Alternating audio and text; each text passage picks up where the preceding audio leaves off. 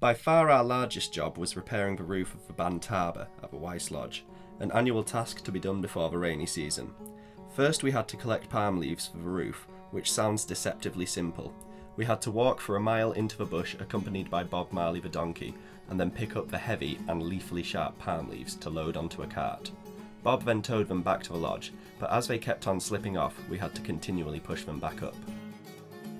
Once they'd been unloaded at the lodge, we could get on with the repair job by first taking off the old insect-riddled leaves.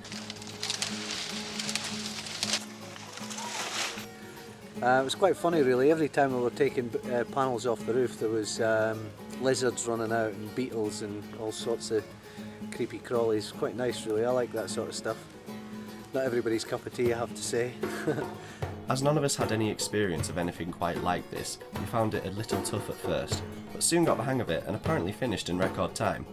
Again, it was a hot day, the leaves were sharp enough to cut skin, and as I also managed to scratch the surface of my eye, we literally put blood, sweat and tears into the job. It was hard but rewarding work.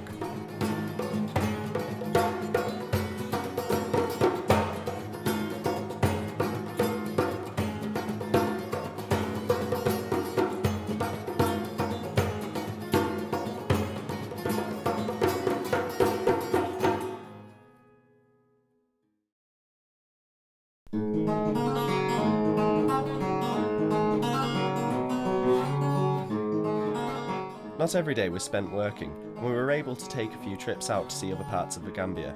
We took the opportunity to see some of Gambia's wildlife up close, so visited a few nature reserves. The highlight was the monkey park, where the animals were anything but shy.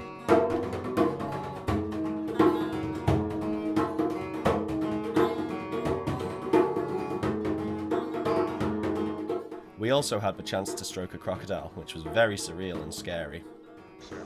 If his head is in the mouth, they would just swallow it, and tomorrow we come and collect it back.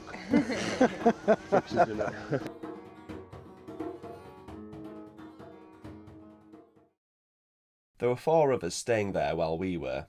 Richie, Dave, Steve, and Steve. Steve Ricks was also there for a week and left the day before us, but the other 3 were in for a longer haul, particularly Dave and Richie. They had driven a Land Rover all the way from Swansea to Madina Salaam to donate to WYCE, and then spent 6 months volunteering. During their time there, they had begun a side project breeding chickens to give to the villagers on the proviso that a few of the eggs are returned to WYCE, thus ensuring a lengthy lifespan for the programme. We sort of found WYCE. WYCE found us in the local paper. I'll be quick, we sort of looked into the website, found it, but yeah, I'm very sceptical about coming here. We've never done anything like this before, and it's exceeded all our expectations. You only have to walk around the village and see what a difference this place is making to this village. I'm sure before WYCE they were still getting by, but with the school and the healthcare and although it's here to look after everyone in the village, it's generally aimed at the children, and you've only got to go into the school and see how happy they are to be there and being educated, and how appreciative everybody in the village is that we are here helping. Yeah, it's been a great adventure, and you're looked after so well here, and just the experiences you have are absolutely unbelievable. I think after 4 months I'm ready to go home. Miss my friends and family back home, but these guys here, it's like I've got a new African family, or we've got a new African family, and hundreds of friends, so it's just been unbelievable. Yeah, it's been fantastic. Recommend it to everybody and anybody, and it's very hard to know what to expect, but it's certainly exceeded any expectations we had. I'd be very sad to leave tomorrow. I'd like to stay, but I can't. They were both clearly emotional about their time at WYCE coming to an end, and it was clear that the feeling was mutual. Many of the locals, and especially the kids, had really come to like them.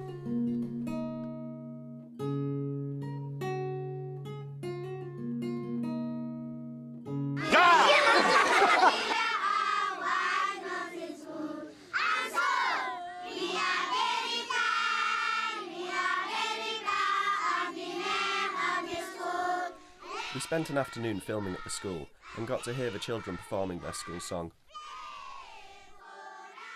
The children seemed to have a never-ending supply of energy. A warning for any prospective volunteers: if you're going to let one child swing on your arms, you have to be prepared to do it for several more. The term "tubab" is thrown around a lot, Mandinka for white person or friend. The children love to see volunteers, or tubabs, and are always very friendly.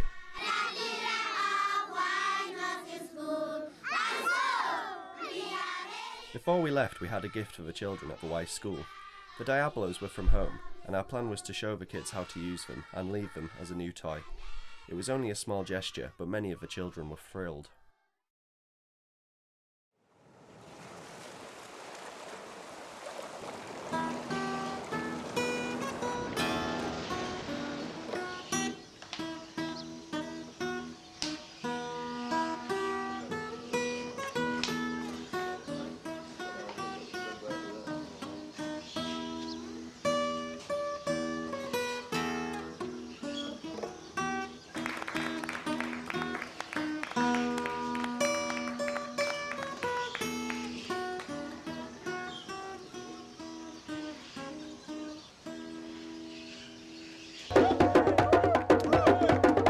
Though he had only been there a week, the effect W.Y.C.E had on us was tangible.